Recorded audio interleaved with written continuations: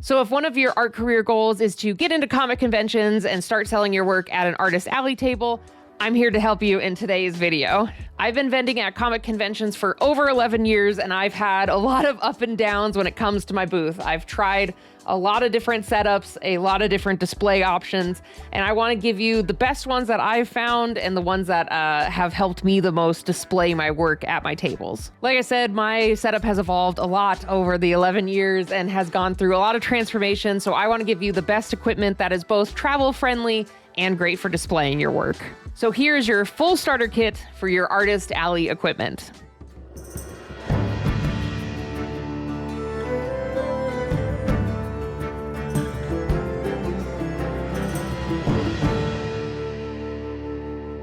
Before we get into today's video, I do really want to quickly plug the Kickstarter that I just launched.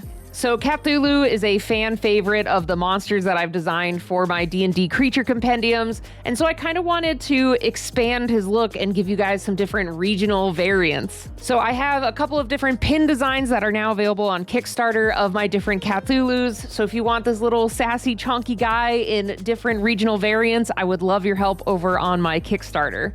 It's going through the whole month of February, so if you want to grab one of these pins, you have until the end of the month to help me out, and I would really appreciate your support. Okay, with that out of the way, let's jump into the equipment for our Artist Alley table. So just to preface, these are some of the bare bones starting equipment that you can accessorize and build off of as you go, but I wanted to give you kind of a barrier for entry for some affordable equipment and something that you can at least start with for building your artist space. This should really help you display your product really well and then also give your booth a really good curb appeal, but you can kind of build on it as you go and at least start with kind of this base skeleton. So number one, and I think the one that is very easily overlooked, is a tablecloth. Most shows do not provide a tablecloth, and if they do, it's usually kind of a cheaper plastic tablecloth that's on top of a wooden table, and then it usually has kind of like a drape stapled around it. So this whole thing is just stapled on a wooden table. The problem with that is the plastic cover tends to rip very easily. So if you have any display items that you put onto it and just move it the wrong way, your tablecloth is ripped immediately and you see kind of the ruddy, not great table that's underneath it. So what I recommend is just picking up a good old-fashioned 6-foot tablecloth, either in a color that matches your brand, or you can just go for a good old-fashioned black tablecloth to help your product pop against it. So with that though, I do recommend you pick up 2 6-foot tablecloths. Now you might be asking why I'm saying 2. So one is going to cover your base table, but then the other one you're going to want for the end of the show to cover your display with. You always want to bring a backup tablecloth or some type of sheet to put over your display and your products. It's basically kind of to deter anyone from coming and just like swiping something off your table. If a thief can't see it, the likelihood of them taking it is much lower. So it's just best practice to just cover your table with some type of cloth to protect your display and your work. If you do want to add some branding to your table, you can also look into table runners. You can typically grab a pretty affordable table runner. I got one off of Vistaprint for some of my earlier convention booths, and you can put your logo, some custom color on it, and it's basically fabric printed to then drape over your table. You can also do this with a tablecloth if you want to do a full custom tablecloth, but it's totally up to you. Just those can run a little bit more expensive, and especially if you're getting started and you think your branding is going to change pretty rapidly, the table runner is a little bit more affordable compared to a full wrap tablecloth. I recently upgraded my table runner to like a fully like stitched felt runner, but I think having this kind of like screen printed, fabric printed table runner is a little bit more affordable just to break into it, and then you can slowly upgrade as you keep going. Okay, number 2 in terms of equipment, you probably see these all over the place in Artist Alley, but cubes, specifically storage cubes. These are everywhere and they come in so many different colors. You can get black, white, transparent. Some of them have a wood texture, but these are the godsend for Artist Alley tables. They're cheap and they're light, so you can take them on the go if you do end up doing travel conventions, and they're easily replaceable. You can just kind of buy a new pack if you need more of the connector bits or maybe a new panel for it. They're very affordable and very modular, which is the biggest thing for them. So you can make basically a solid wall to hang your prints on. You can make a shelf to display your product or like hide your product underneath it. You can basically customize it to whatever you need your table to be. And they're light enough that you don't have to worry about them falling over as much. I mean, when you put product on it, you're going to be adding weight. But as long as you kind of have like a stationary like cube at the bottom to hold it up, they're going to stay in place. They're not going to go anywhere. So typically how I set mine up is I have like a bottom row of cubes at the base of my table where I like store my terminal for like checking out people with cards. I usually put like my bags and boards and whatever I need to do like quick checkouts for people. And then I can store extra product under there as well. So then I can quickly go and restock. It's just like a nice little quick grab. So on the outside, it looks like a solid cube shelf for customers to see. And then on the inside, it's a little bit of storage for me. And then, like I said, you can kind of build walls from those base cubes and hang prints or products or whatever you need on them. And then you can build upwards so more people can see over the heads of maybe some people that are at your table. If you want to customize these a little bit more, there is a lot of resources on the internet for these as well. You can do custom little 3D printed connectors to make the panels be at more of an angle. You can also buy these. You don't have to have them 3D printed. They also have like half panels. So if you only want like a smaller chunk of a panel to come out from one of the cubes, you have options for that. They have like half panels. I think there's like corner, like triangular panels. You can find so many different ones. I'm going to link a couple down in the description, but you can just find from a Google search maybe the panel size that you need. What's also great is these base cubes are basically 12 inches by 12 inches. And so you can make little custom wraps for the panels themselves. So if you want some type of backing to go behind your product or like maybe change it to be the color of your branding, you can easily print that on paper and mount it to the cube walls, or you can do like vinyl so then it actually sticks on. You have a lot of options for making this customizable to how you want it to be for your table.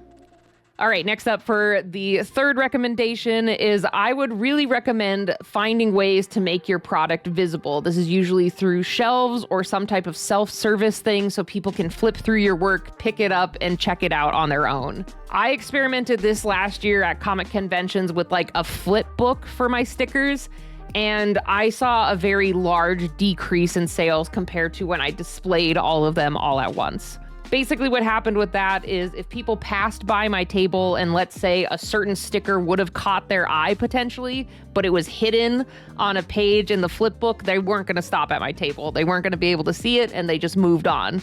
So I had found in the past from previous years, having all of my stickers displayed and all of my product displayed makes it much easier for customers to see exactly what they might want that's on your table. So with that, I have a few different recommendations to display the different products that might be on your table, starting with prints. So for kind of the smaller prints, usually like I have a couple that are like 10 by 10 or the smaller like postcard size prints. I would recommend there's these display dinner plate holders.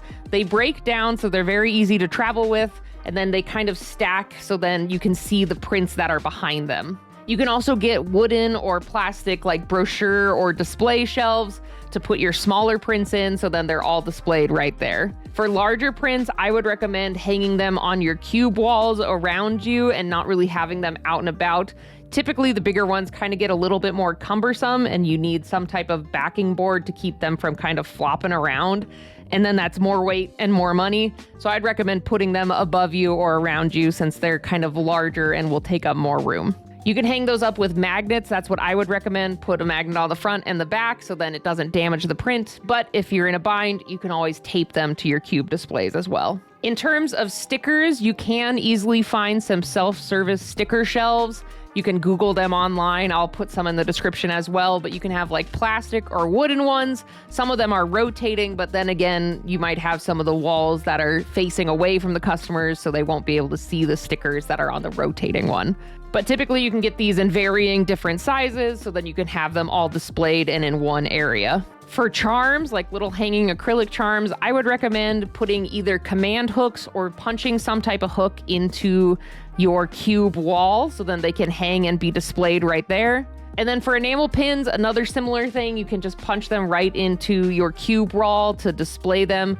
And then if you combined both the charms and the enamel pins with like a backing board that you put around your cube wall, then you can display them in a really nice way, and they have their own little slots that you can kind of highlight them in. Another option that you could do if you don't want to punch them into like your cube walls is you can also get like cork board. You can just get like a cork cube and like put it on the face of your cube wall, or just get a whole separate little cork display, like one that you would probably hang on your wall at home, and then just like prop it up or lean it onto your table somehow, or even put it on an easel. You know, that's another option for displaying those products.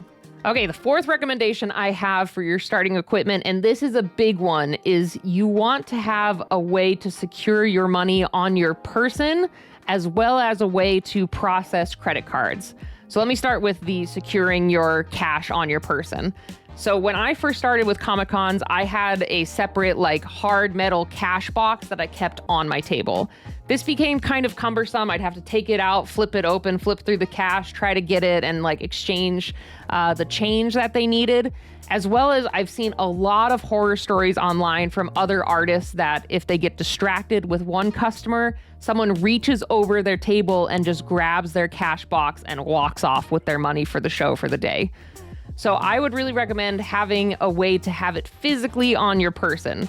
For me, I have like a little server apron that I put around my waist, and it has open pockets so I can quickly pull out cash to make change.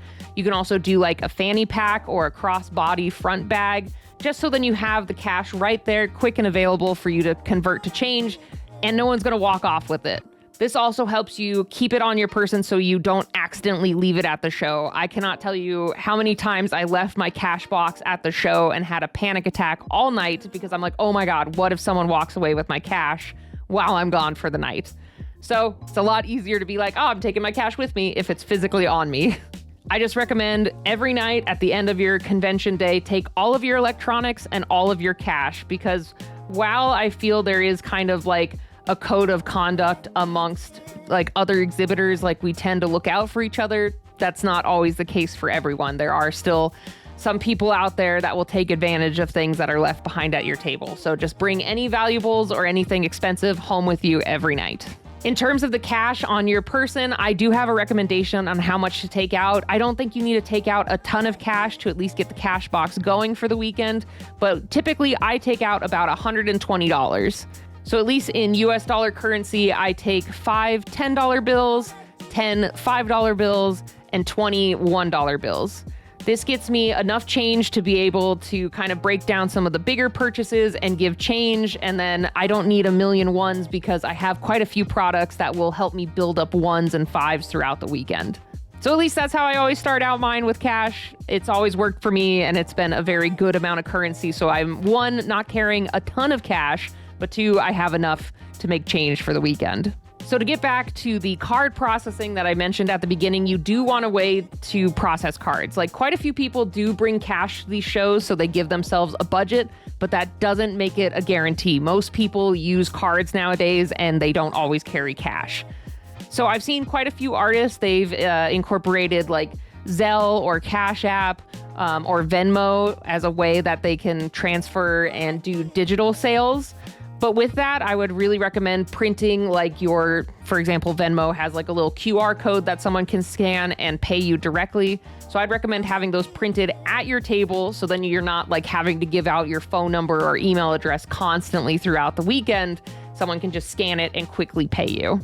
For me, though, I personally use a Square terminal. They also have like PayPal, and I think Cash App also has some type of terminal you can connect to your phone, but I really love using the Square processing. When you sign up with an account, they do send you a small little card swiper that you can connect to your phone or your tablet, and it's really easy to get started with it. They do take I think it's about a 2% processing fee from every card transaction. So just keep that in mind with your sales, that they will be taking a little bit off the top.